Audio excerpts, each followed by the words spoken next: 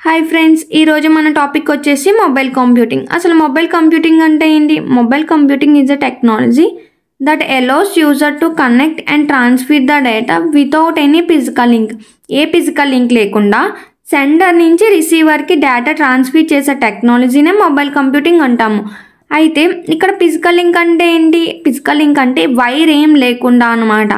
Suppose 2 devices తీసుకుంటే 2 డివైజెస్కి wire ఏం connect చేయకుండా మనం డేటాని సెండ్ చేసామనుకో, ఆ టెక్నాలజీనే మొబైల్ కంప్యూటింగ్ అంటాము.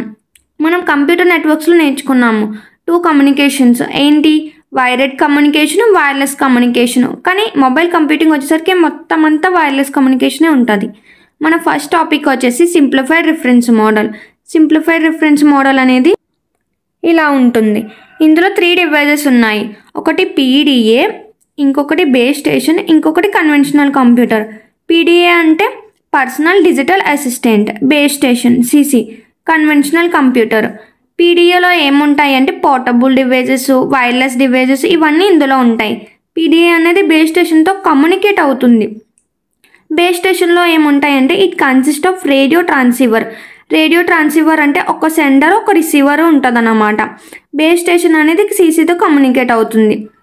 ఇక్కడ వస్తే మనకి పీడిఏలో ఒక లేయర్ ఉంది, సీసీలో కూడా ఒక లేయర్ ఉంది. కానీ బేస్ స్టేషన్కి వచ్చేసరికి 2 లేయర్స్ ఉన్నాయి.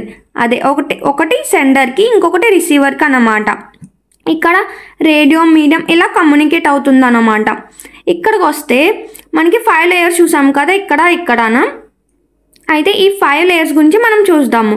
ఈ 5 లేయర్స్ మనం ఫస్ట్ కింద నుంచి చెప్తామన్నమాట. అప్పుడు ఫస్ట్ లేయర్ ఏమవుతుంది? ఫిజికల్ లేయర్ అవుతుంది.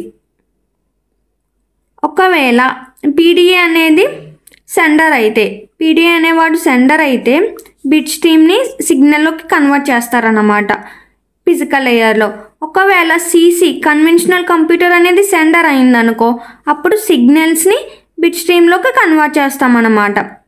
ఇక్కడ frequency selection, signal detection, encryption ఇవి 3 రెస్పాన్సిబుల్ ఫర్ ఫిజికల్ లేయర్కి రెస్పాన్సిబుల్ అనమాట. సెకండ్ వచ్చేసి data link layer. Data link లేయర్లో ఏమవుతుంది అంటే it is used to access మీడియంని యాక్సెస్ చేయడానికి యూజ్ అవుతుంది. మల్టీప్లెక్సింగ్ అంటే ఏంటి?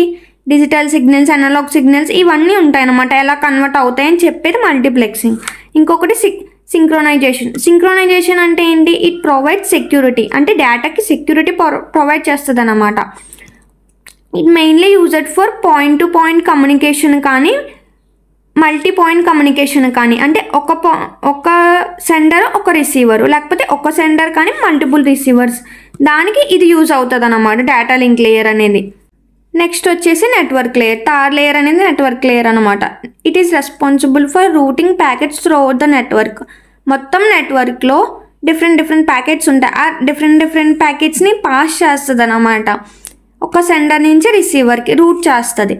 ఇక్కడ అడ్రస్సింగ్, రూటింగ్, డివైస్ లొకేషన్ ఇవి 3 responsible for network layer. Network లేయర్కి ఇవి 3 రెస్పాన్సిబుల్ అన్నమాట. Transport layer end to end communication ఉంటుంది అన్నమాట ట్రాన్స్పోర్ట్ లేయర్లో. అంటే సెండర్ నుంచి రిసీవర్కి మధ్యలో ఏం జరుగుతుంది అనేది దీనికి తెలుస్తుంది. ఇంకొకటి ఏంటి అంటే ఫ్లో కంట్రోల్. ఫ్లో ఎలా జరుగుతుంది, డేటా అనేది ఎలా వెళ్తుంది అని కూడా ట్రాన్స్పోర్ట్ లేయర్ చూస్తుంది. ఇంకా కంజక్షన్ కంట్రోల్ అంటే ఏంటి?